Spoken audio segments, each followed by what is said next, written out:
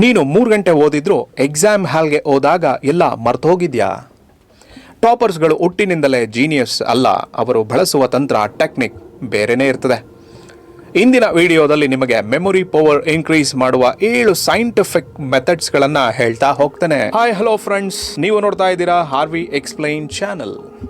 ಇಂದು ವಿದ್ಯಾರ್ಥಿಗಳ biggest problem ಏನಂದ್ರೆ, ನಾನು ಎಷ್ಟೇ ಓದಿದ್ರು ಅದೆಲ್ಲವೂ ಕೂಡ ನನಗೆ ಮರ್ತೋಗಿರತ್ತೆ. ಇಲ್ಲಿ ಒಳ್ಳೆ ವಿಷಯ ಏನಂದ್ರೆ, ಮೆಮೊರಿ ಪವರ್ ಅನ್ನೋದು ಟ್ಯಾಲೆಂಟ್ ಅಲ್ಲ, ಅದೊಂದು ಟೆಕ್ನಿಕ್ ಮೇಲೆ ಡಿಪೆಂಡ್ ಆಗಿರೋ ಅಂತದ್ದು ಅನ್ನೋದನ್ನ ನಾವು ಮೊದಲು ತಿಳ್ಕೊಳ್ಬೇಕು. ಇಂದಿನ ವಿಡಿಯೋದಲ್ಲಿ ನಿಮಗೆ ಬ್ರೈನ್ ಸ್ಟ್ರಾಂಗ್ ಮಾಡ್ತಕ್ಕಂತ 7 ಪವರ್ಫುಲ್ ಮೆಥಡ್ಸ್ ಗಳನ್ನ ತಿಳಿಸ್ತಾ ಹೋಗ್ತೀನಿ. ಹಾಗಾದ್ರೆ ಬನ್ನಿ, ಆ ಮೆಥಡ್ಗಳು ಯಾವ್ಯಾವುದು ಅನ್ನೋದನ್ನ ನೋಡ್ತಾ ಹೋಗೋಣ. ಮೊದಲನೇ ಮೆಥಡ್ ಆಕ್ಟಿವ್ ರಿಕಾಲ್. ಬಹುತೇಕ ವಿದ್ಯಾರ್ಥಿಗಳು ಮಾಡ್ತಕ್ಕಂತಹ ತಪ್ಪು ಏನು ಅಂದರೆ, ಟಾಪಿಕ್ನ ಮತ್ತೆ ಮತ್ತೆ ಮತ್ತೆ ಓದೋದು. ಇಲ್ಲಿ ಟಾಪರ್ಸ್ಗಳು ಏನು ಮಾಡ್ತಾರೆ ಅಂದರೆ, ಅವರು ಓದಿ ನಂತರ ಬುಕ್ ಮುಚ್ಚಿ ನಾನು ಏನು ಓದಿದೆ ಅಂತ ಹೇಳಿ ತಿಳ್ಕೊಳ್ತಾ ಹೋಗ್ತಾರೆ. ಆ ಬ್ರೈನ್ನಿಂದ ರಿಕಾಲ್ ಮಾಡ್ತಾ ಹೋಗ್ತಾರೆ. ಆದರೆ ನಾವಿದನ್ನು ಮಾಡೋದೇ ಇಲ್ಲ. ಓದ್ತೀವಿ, ಇನ್ನೊಂದ್ಸಲ ಓದ್ತೀವಿ, ಇನ್ನೊಂದ್ಸಲ ಹೋಗ್ತೀವಿ, ಅದಾದಮೇಲೆ ಮುಗಿತಪ್ಪ ಓದಿದ್ದು ಎಲ್ಲ ನೆನಪಿರುತ್ತೆ. ನಾವು ತಕ್ಷಣಕ್ಕೆ ಏನು ಮಾಡಬೇಕು, ಬುಕ್ಕನ್ನು ಮುಚ್ಚಿಡಬೇಕು, ನಾನು ಏನೇನು ಓದಿದೆ ಅನ್ನೋದನ್ನು ರೀಕಾಲ್ ಮಾಡಬೇಕು. ಯಾವುದೋ ಒಂದು ಟಾಪಿಕ್ಕನ್ನು ನೀವು ಓದಿದ ನಂತರ ಮೈಂಡ್ನಿಂದ ರೀಕಾಲ್ ಮಾಡಬೇಕು. ಅವಾಗಲೇ ಹೇಳದ್ನಲ್ಲ, ಮುಚ್ಚಿಟ್ಟಿದ ತಕ್ಷಣ ಏನೇನು ಓದ್ನಪ್ಪ, ಏನೇನು ಟಾಪಿಕ್ ಓದ್ಕೊಂಡೆ, ಯಾವ್ಯಾವ ಲೈನ್ ಇದೆ ಅಥವಾ ಇದರಲ್ಲಿ ಇಂಪಾರ್ಟೆಂಟ್ ಆಗಿರ್ತಕ್ಕಂಥದ್ದು ಏನು ಅನ್ನೋದನ್ನು ರಿಕಾಲ್ ಮಾಡ್ಕೊಳ್ತಾ ಬರಬೇಕು. ಇದನ್ನೇ ಆಕ್ಟಿವ್ ರಿಕಾಲ್ ಅಂತ ಹೇಳಿ ಕರೀತಾರೆ. ಈ ಆಕ್ಟಿವ್ ರಿಕಾಲ್ ಮೂಲಕ ಮೆಮೊರಿಯನ್ನು ಡಬಲ್ ಸ್ಟ್ರಾಂಗ್ ಮಾಡ್ತಾ ಹೋಗುತ್ತೆ. ಯಾಕೆ ಅಂದರೆ, ನಾವು ಓದಿರೋದನ್ನು ಮುಚ್ಚಿಟ್ಟು ಮತ್ತೆ ರಿಕಾಲ್ ಮಾಡ್ಕೊಳ್ತಕ್ಕಂಥದ್ದು. ಎರಡನೇ ಮೆಥಡ್ ಯಾವ್ದಪ್ಪ ಅಂತ ಹೇಳಿದ್ರೆ, ಪೇಸ್ಟ್ ರಿಪಿಟೇಷನ್, ಅಂದ್ರೆ ಪುನರಾವರ್ತನೆ ಅಂತ ಹೇಳಿ ಕರಿತೀವಲ್ವ, ಆ ಪುನರಾವರ್ತನೆಯನ್ನ ಹೆಂಗ್ ಮಾಡಬೇಕು. ಒಂದೇ ಟಾಪಿಕ್ ನ ದಿನದಲ್ಲಿ 5 ರಿಂದ 7 ಬಾರಿ ಓದಿದ್ರೆ ಮೆಮೊರಿ ಸ್ಟ್ರಾಂಗ್ ಆಗೋದಿಲ್ಲ. ಅದರ ಬದಲು ಮೈಂಡ್ ಅಥವಾ ಬ್ರೈನ್ಗೆ ಗ್ಯಾಪ್ ಕೊಟ್ಟು ರಿವಿಷನ್ ಮಾಡ್ತಾ ಹೋಗ್ತಾ ಇದ್ರೆ ಅದು ಸ್ಟ್ರಾಂಗ್ ಆಗ್ತಾ ಹೋಗುತ್ತೆ. ಅದು ಹೇಗೆ? ಡೇ 1 ನಲ್ಲಿ ನಾವು ಓದಿರ್ತೀವಪ್ಪ, ಇವತ್ತು ನಾವು ಓದಿದ್ದೀವಿ ಅಂತ ಹೇಳಿದ್ರೆ ಇನ್ನು 3 ದಿನ ಬಿಟ್ಟ ಮೇಲೆ ಅದೇ ಟಾಪಿಕ್ನ ಒಂದ್ಸಲ ರಿವೈಸ್ ಮಾಡೋದು, ಪುನರಾವರ್ತನೆ ಮಾಡೋದು. 3 ದಿನ ಆದ್ಮೇಲೆ ಇನ್ನೊಂದು ವಾರ ಬಿಟ್ಟು ಇನ್ನೊಂದ್ಸಲ ಓದೋದು, 1 ವಾರ ಆದ್ಮೇಲೆ ಇನ್ನೊಂದು 15 ದಿನ ಆದ್ಮೇಲೆ ಬಿಟ್ಟು ಓದೋದು, 15 ದಿನ ಆದ್ಮೇಲೆ 1 ತಿಂಗಳು ಬಿಟ್ಟು ಅದನ್ನೇ ಇನ್ನೊಂದ್ಸಲ ಓದೋದು. ಹೀಗೆ ಮಾಡ್ತಾ ಹೋಗ್ತಾ ಇದ್ರೆ ಆ ಟಾಪಿಕ್ ಅಂತಕ್ಕಂಥದ್ದು ಲಾಂಗ್ ಟರ್ಮ್ ಮೆಮೊರಿಗೆ ಹೋಗ್ತಾ ಹೋಗುತ್ತೆ. ಮೂರನೇ ಮೆಥಡ್ ಯಾವ್ದಪ್ಪ ಅಂತ ಹೇಳಿದ್ರೆ, ಗುಡ್ ಸ್ಲೀಪ್. ನಾವ್ ಅನ್ಕೊಂಡ್ಬಿಡ್ತೀವಿ ಸ್ಲೀಪ್ ಮಾಡ್ದಲೆ ಚೆನ್ನಾಗಿ ಓದ್ಬಿಟ್ರೆ ನಾವು ಒಳ್ಳೆ ಎಕ್ಸಾಮ್ಗಳನ್ನ ಕ್ರ್ಯಾಕ್ ಮಾಡ್ಕೊಂಡ್ಬಿಡ್ತೀವಿ ಅಂತ ಹೇಳಿ ಅನ್ಕೊಳ್ತಾ ಹೋಗ್ತಾ ಇರ್ತೀವಿ.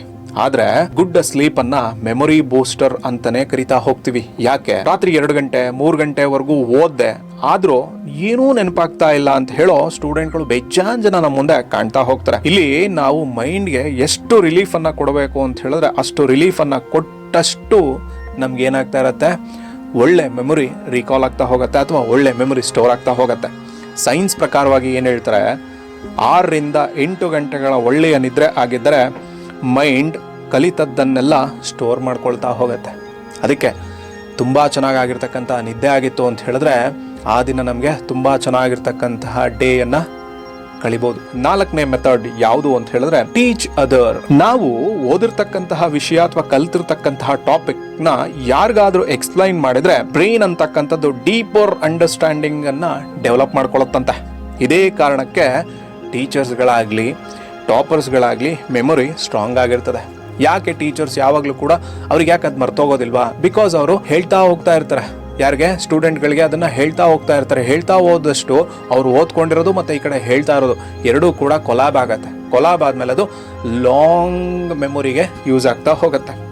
ಸೊ ಆದ್ರಿಂದ ಟೀಚರ್ಸ್ಗೆ ಮರುವು ಇದ್ದೇ ಇರತ್ತಿಲ್ಲ ಅಂತ ಹೇಳೋದಿಲ್ಲ. ಆ ಟಾಪಿಕ್ ಅನ್ನ ಅವರು ಮತ್ತೆ ಮತ್ತೆ ಓದ್ತಾ ಇರ್ತಾರೆ. ಹೆಂಗೆ ರಿವೈಸ್ ಮಾಡ್ತಾ ಹೋಗ್ತಾ ಇರ್ತಾರಲ್ವಾ, ಆ ರೀತಿ ಅದ್ರ ಜೊತೆಗೆ ಟೀಚ್ ಮಾಡ್ತಾನೂ ಹೋಗ್ತಾ ಇರ್ತಾರೆ. 5ನೇ ಮೆಥಡ್ ಯಾವುದು ಅಂತ ಹೇಳಿದ್ರೆ, ಸ್ಟಾಪ್ ಮಲ್ಟಿ ಟಾಸ್ಕಿಂಗ್. ಇದೇನಪ್ಪ ಅಂತ ಹೇಳಿದ್ರೆ, ನಾವು ಕಾನ್ಸಂಟ್ರೇಷನ್ ಇಂದ ಓದ್ತಾ ಇರ್ತಕ್ಕಂತಹ ಸಂದರ್ಭದಲ್ಲಿ ಮೊಬೈಲ್ ಇರುತ್ತೆ.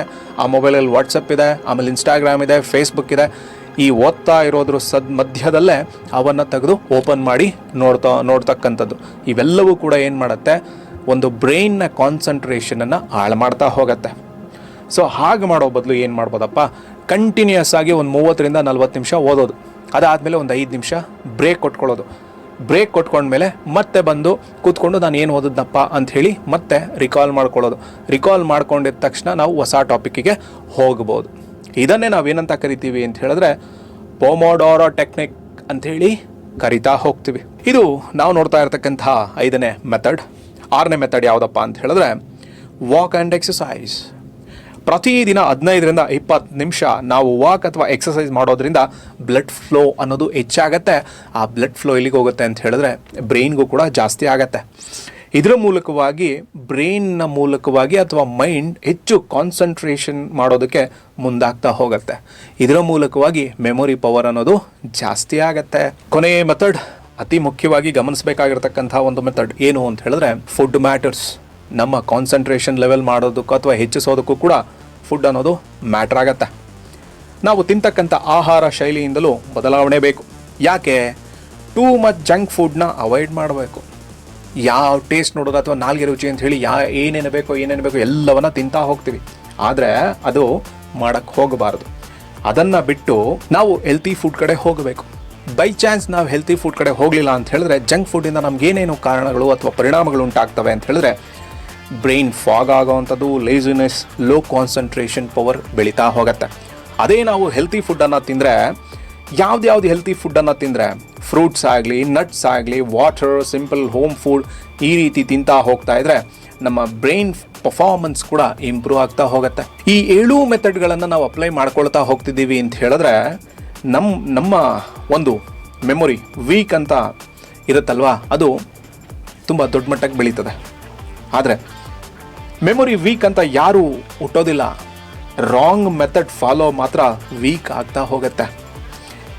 ಇಂದು ನಾನು ಹೇಳಿದ ಈ ಮೆಥಡ್ಗಳನ್ನು ಫಾಲೋ ಮಾಡಿದರೆ ಆವ್ರೇಜ್ ಸ್ಟೂಡೆಂಟ್ ಕೂಡ ಟಾಪರ್ ಆಗ್ತಾನೆ. ಈ ವಿಡಿಯೋ ನಿಮಗೆ ಯೂಸ್ಫುಲ್ ಆಗಿದ್ರೆ ಒಂದು ಲೈಕ್ ಮಾಡಿ, ಶೇರ್ ಮಾಡಿ ಮತ್ತು RV Explain ಚಾನಲ್ಗೆ ಸಬ್ಸ್ಕ್ರೈಬ್ ಆಗಿ. Thank you.